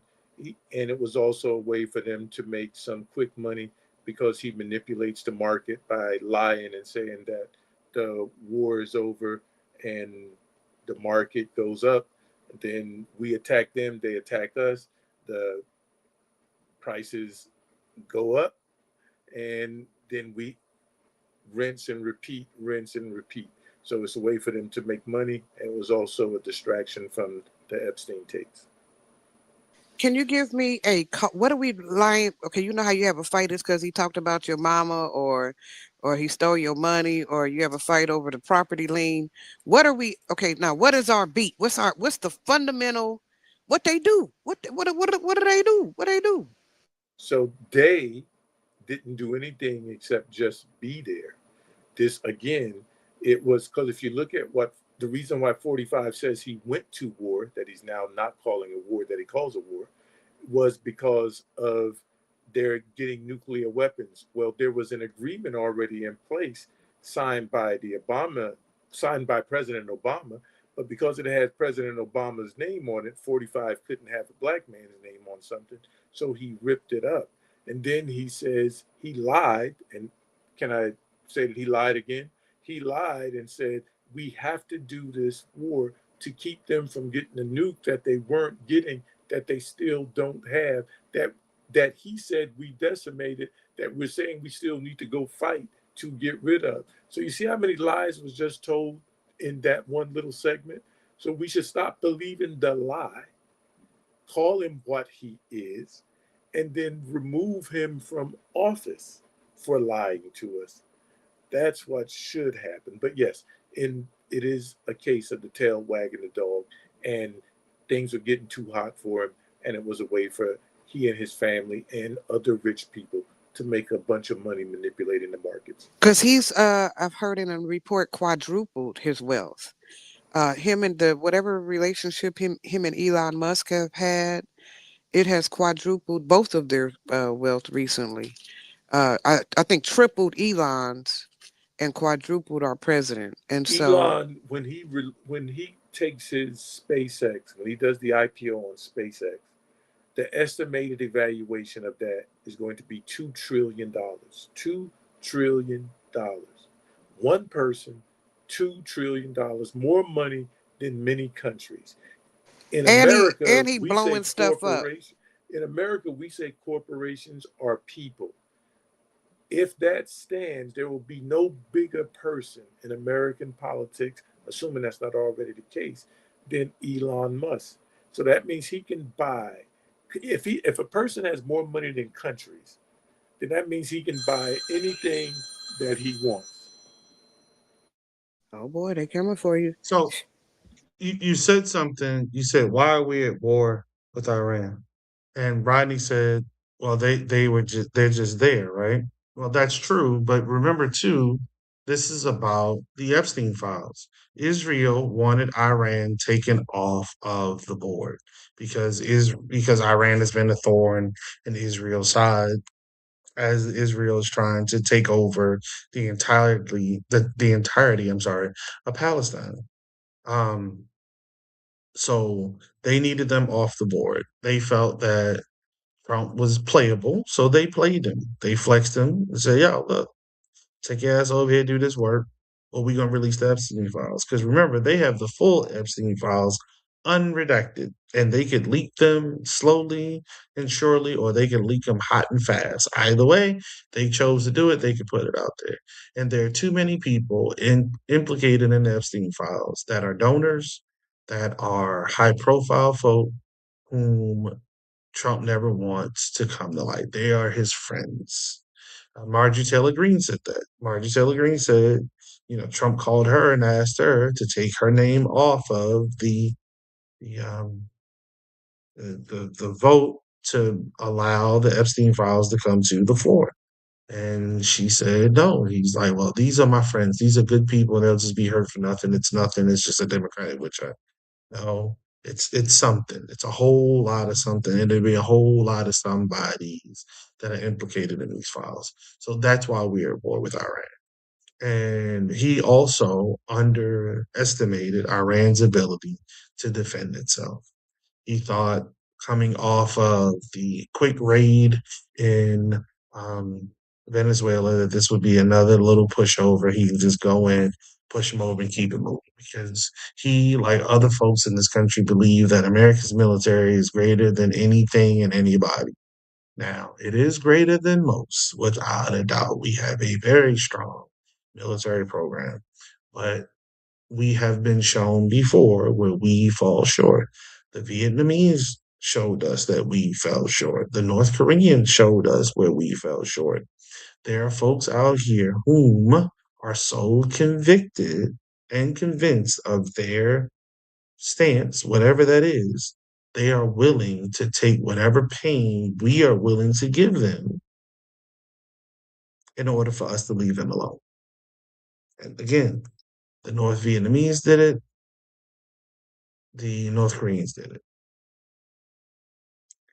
It can happen. It is possible. He miscalculated the strength I of his mean, the opponent, Cubanos and we did are it. out. Yep, and we are all paying for it. We're all paying for it, literally and figuratively. Some of us have paid the ultimate price. Many of us are paying mighty heavily in goods and services right now because of this situation. But that's a miscalculation on his part. Again, that is causing all of us All pain, right, be it at the grocery store, at the pump. It's just stop for right there. normal. Stop at the pump. All right, I want to ask you something because this is where my research has been this week. I have been I have been researching how West Africa is starting to pull back out of the African Union and other eco programs so that they can refine their own natural resources and sell it to themselves and opt out of the global market, and how they've been receiving pressure from even the United Nations, for real, to reopen up their resources because of what's happening with Iran. And so one of the things I've been researching is how this battle we having with Iran has begun to fuel and embody, Black African nationalism on the continent of Africa, because they also were kind of dependent on that source as well. And so instead of them waiting in line even behind America to get oil, they have decided to refine their own. And how, okay, go ahead. I don't want to cut you off, but I want to add something to the conversation. Let's not just focus on oil. Let's remember that there will be thousands of people, potentially hundreds of thousands of people that die because of the situation. America's pullback on food has been just as impactful, if not more harmful, to the globe than this foolishness going on, stopping the flow of oil and fertilizer. Go ahead, Rashi, continue. Yes, exactly. And so what you're seeing right now is an upcrop of Western Africa and somewhat stretching throughout Central Africa. The name you want to start researching, people, is Sahel, Sahel, and how they are beginning to redefine the idea of, what to do with your own personal natural resources, who you should be buying, who you should even be importing your goods to. Because when they discovered that they were able to do, they being Nigeria, Mali, and them, discovered that they were able to slowly get their refine, to where they could at least make enough revenue to keep doing what they did the first time in other countries. Now they are starting to pull back, and it is having an extreme effect on whether or not they're able to stabilize their governments. Meaning, the fewer resources being shared. This is how it's explained to me. The fewer resources that Africa shares, the more unstable the continent becomes because of military and United Nations type intervention. They come in and they put an army around the refinery, or they start putting armed guards at the mines, and so it ends up with nobody digging that day, because the people who have their own armed guards are fighting the guards from that are sent from abroad in order to resecure the location for the resource. So what we're looking at right now is that it's not being reported, because most people don't listen to news from abroad. Also, ding, ding, ding. Not only do we need to be listening to each state, we needed we need to have at least 5 different sources abroad of people you're listening to.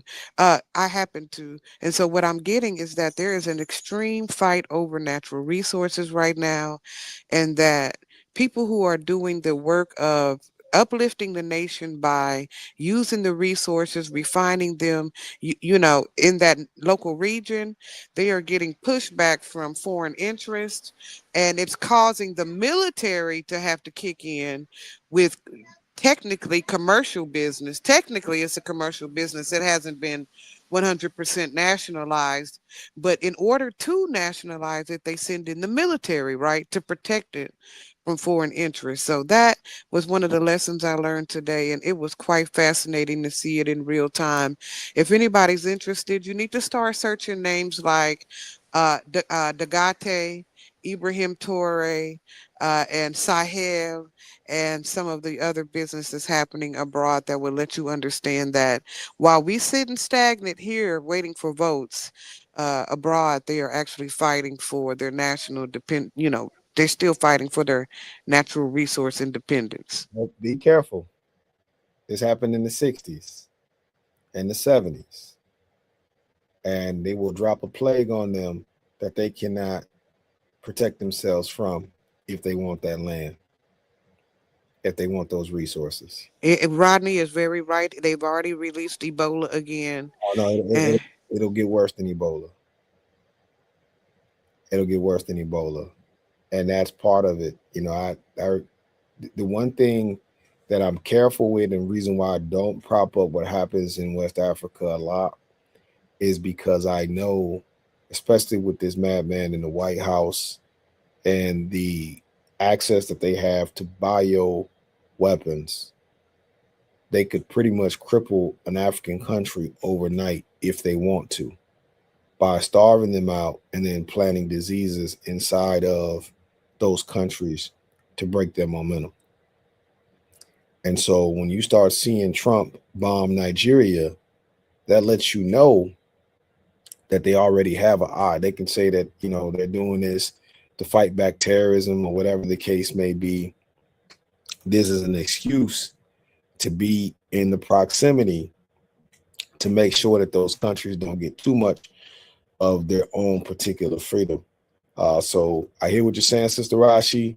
I remember Muammar Gaddafi trying to do the exact same thing, and we saw what happened. Right, that's right. Yeah. What happened with him in Libya. And so, and you got to remember, that happened under the Obama administration, right? So, you know, while I'm happy that our brothers and sisters, oh, Brother Rodney got to get out of here. West Side rolling?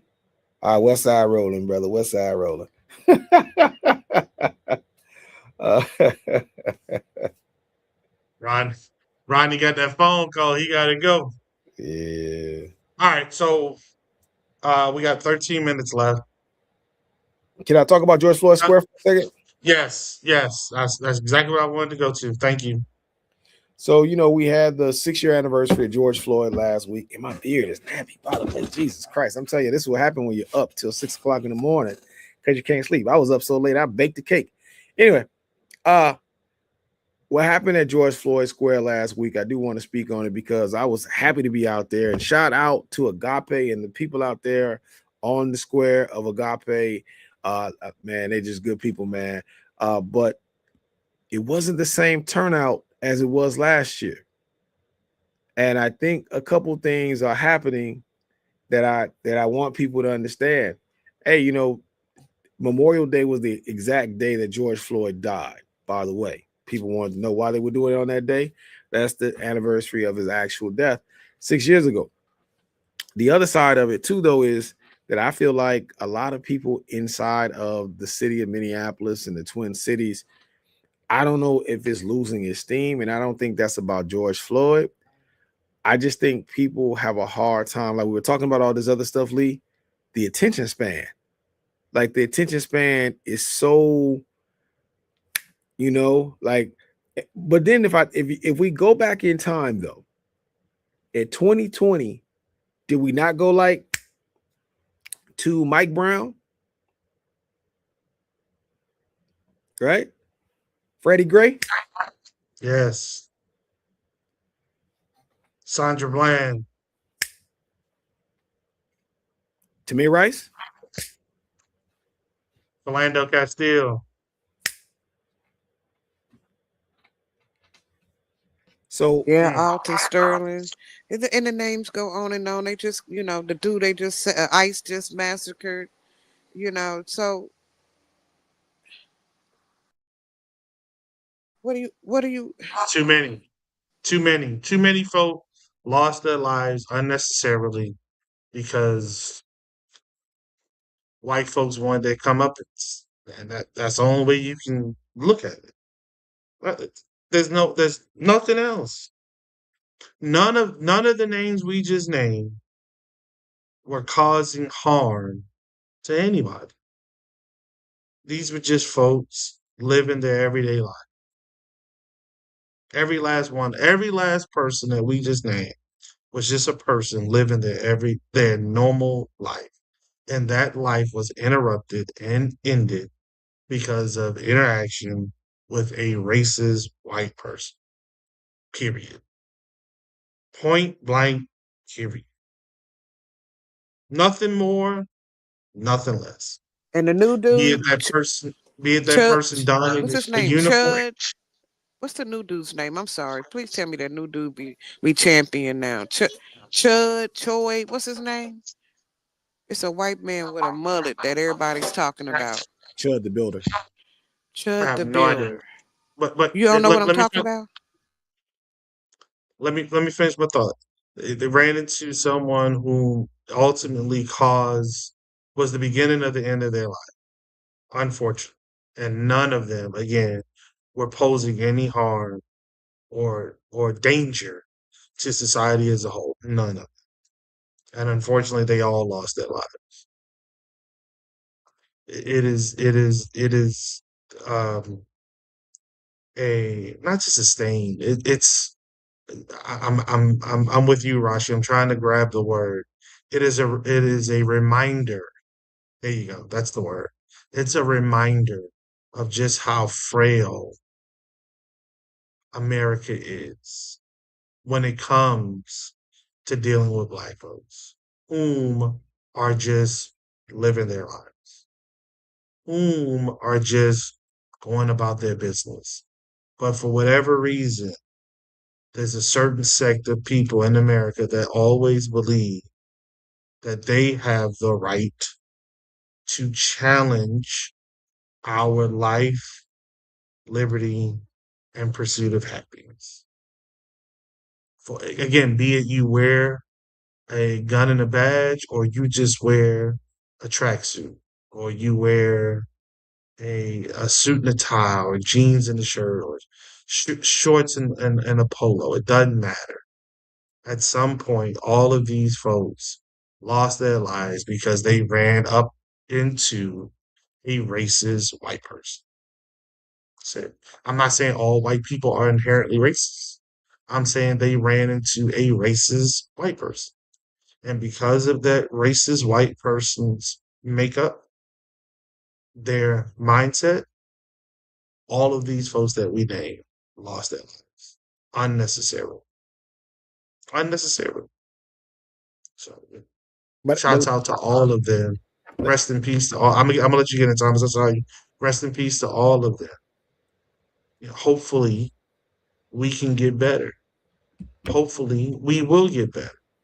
Hopefully, we'll get out of this mess that we're in as well. But we have to call a spade. And we cannot walk around with blinders on talking about, no, it's not because of this, no, it's not because of that, when that is clearly the only thing that it could have been about. Yes, sir. I just wanted to add in that hopefully, because what I started to notice trending around here is even our own people taking a negative context to George Floyd.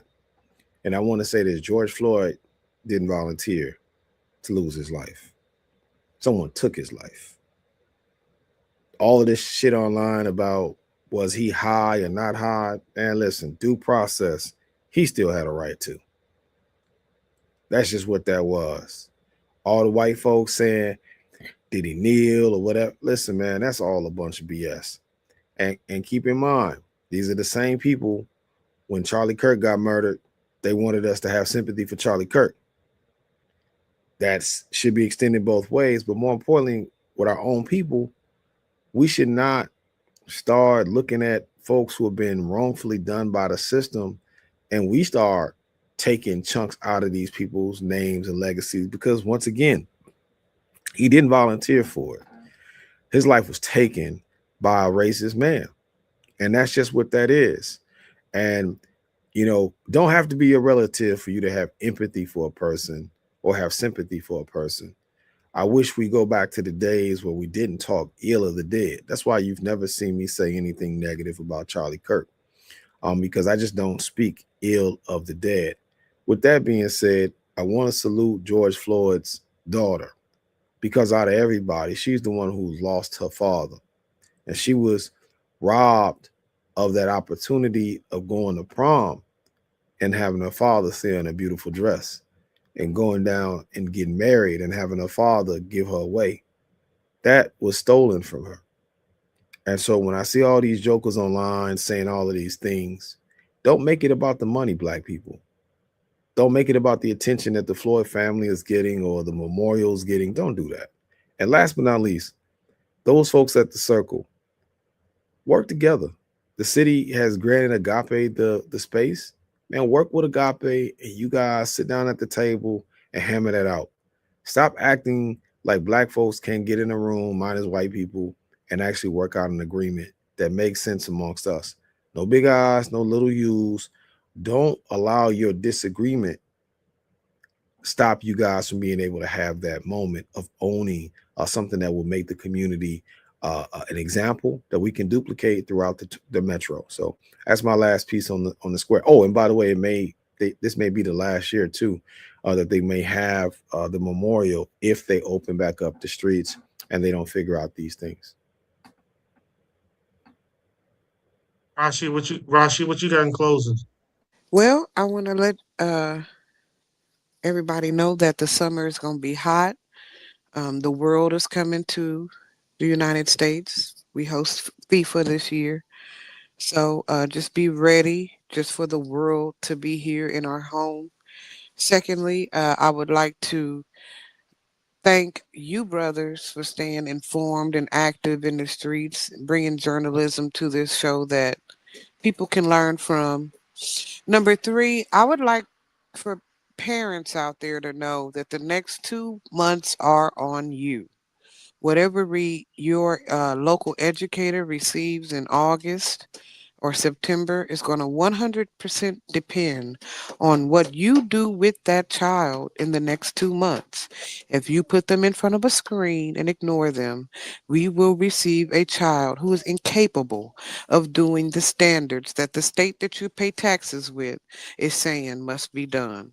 And so, tag, motherfucker, you're it. Fourth, I would like for all Black people to go get their health screenings. I'd like to announce this as How Am I Doing? Hallelujah 3026. Please go to the doctor. And I'm not saying because there's something in particular wrong with me, but I am so tired of seeing us in this condition. And if it's something wrong, we need to fix it now because it's about to get real out here in the motherfucking streets. So, I'm going to ask anybody within my listening ear, if you can, either go to your community clinic, go to your primary care physician, go and see. I don't care if you ain't nothing but the toenail nigga. Get that crusty ass toenail, ingrown toenail looked at, all of it. The dermatologist, go get it right because there's a good chance that this economy is not going to be able to sustain intricacies like dermatological cream. I know I sound pessimistic about America, but I'm telling you what is being said on the streets. So within this little cachet of money we call ourselves having, go to your doctor, go get the medicine, go get the diagnosis, go figure out what the fuck it is because we're about to hit a stage where that is not. It's readily available as what it is right now. Other than that, brothers, I am so happy. I'm so sorry we had so many technical difficulties today. I look forward to next week. And that's me. Have a good weekend. All right, sister, peace. Thomas, what you got?